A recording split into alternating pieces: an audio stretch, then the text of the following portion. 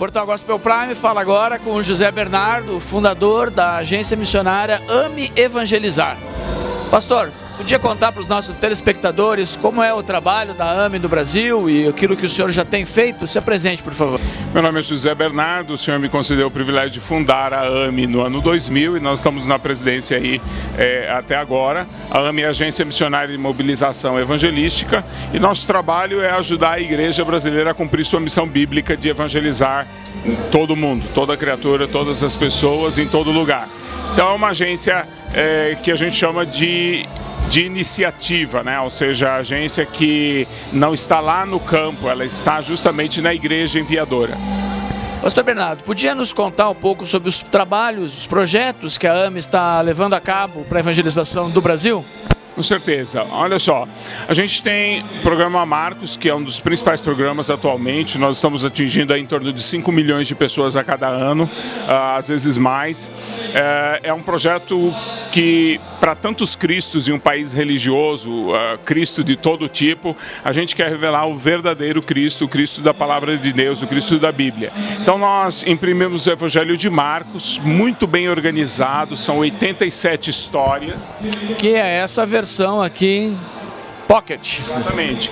Ele está organizado em 87 histórias, com títulos interessantes, com introduções bem organizadas, de uma forma que facilita a leitura.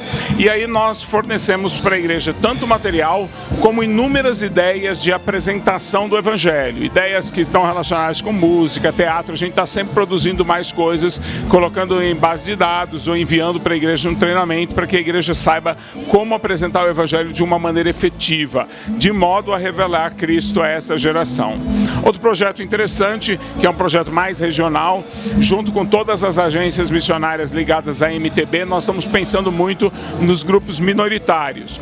Um grupo minoritário que a gente está pensando é justamente os sertanejos. Então a gente está trabalhando agora no sentido de mobilizar as igrejas das grandes cidades do sertão para irem para os sítios povoados, para aqueles lugares de mínima presença evangélica. O projeto Imbu, então.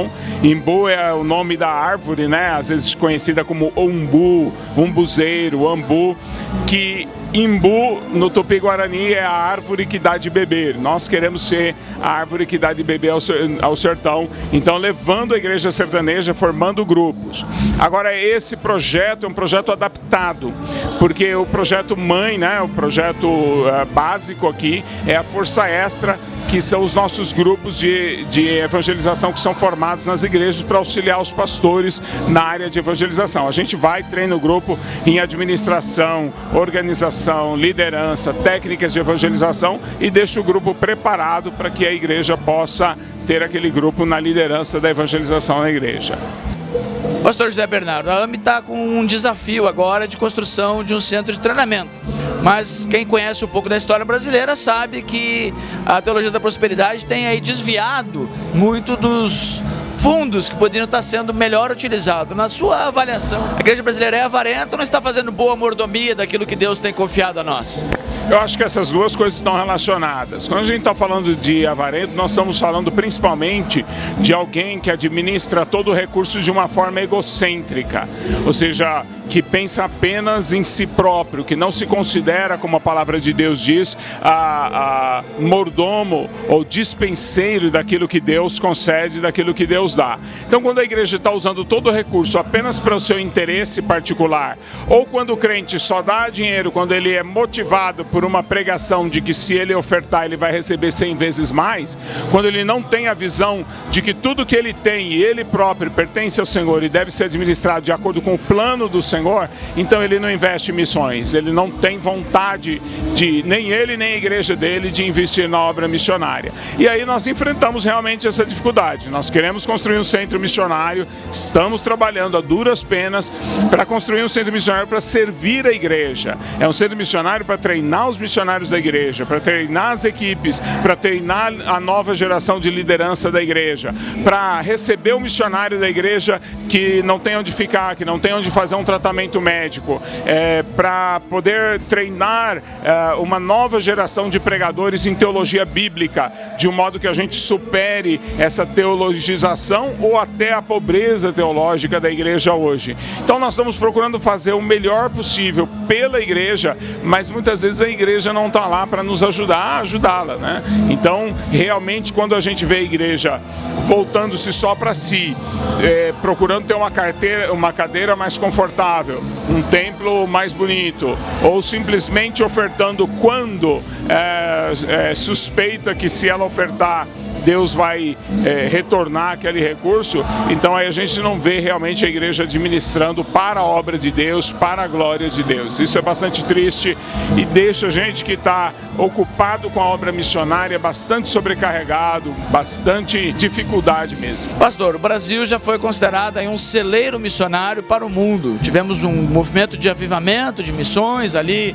nos anos 80 e 90, mas nos últimos anos isso parece ter arrefecido. O que está acontecendo? Onde está o ímpeto missionário da igreja brasileira? Você também me perguntou sobre a questão da contribuição missionária. A gente comentou um pouco sobre a avareza poder ser definido quando uma pessoa se volta para si mesma. Esse é um problema muito relacionado. A igreja voltou-se para si mesma. De tanto a gente pregar que o objetivo de Deus é enriquecer as pessoas acreditaram nisso e elas estão vivendo dessa forma. Então hoje em dia, se um menino ou uma menina diz: pai, eu quero ser missionário, o pai esconjura, ele não quer, vai achar que o filho deve estar endemoniado, porque esse negócio de querer ser missionário tem alguma coisa errada.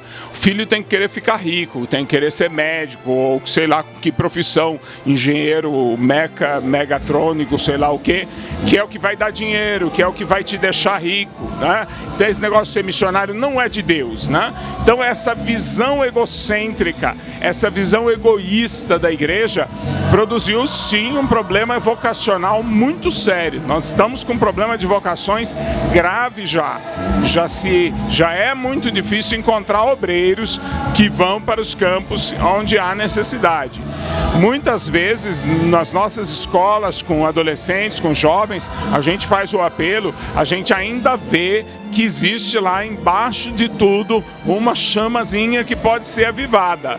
Mas a gente vê a cara de desconsolo quando a gente conversa com esses adolescentes que dizem assim: se eu for falar com meu pai, se eu for falar com minha mãe, não vai gostar dessa história. O pior de tudo é quando o adolescente até fala com o pai, até fala com a mãe, mas ele não tem expectativa porque a igreja dele não apoia, porque a igreja dele não vai investir no ministério dele. Eu e alguns outros missionários, acho que já podemos até falar da velha guarda, continuamos na expectativa, estamos aceitando missionários muito jovens, inclusive. Meu filho, graças a Deus, tem 18 anos, está no primeiro ano de faculdade, é um dos missionários da nossa equipe de tempo integral, e nós estamos integrando agora, quando voltar, ele está aqui conosco trabalhando, e quando voltarmos vamos integrar um outro missionário de 18 anos de idade, porque nós cremos nisso, o pai dele acredita, é um dos pastores da igreja, a igreja está disposta a investir, ele está levantando os mantenedores dele, vai ser missionário, com 18 anos de idade, para a glória do Senhor, não é? Agora, esses são, infelizmente, exceções. A maioria que nós encontramos agora recentemente na nossa escola de liderança, muitos estão mandando WhatsApp, dizendo: pastor, ora por mim, porque minha família não aceitou a ideia de eu ir fazer teologia com 17 anos, 18 anos. Eles querem que primeiro eu faça engenharia, depois ganhe muito dinheiro, quando eu me aposentar aí eu vou ser missionário. Essa é a ideia da igreja e esse é o problema que nós estamos atravessando. Pastor José Bernardo, muito obrigado pela sua participação no programa do portal Gospel Prime.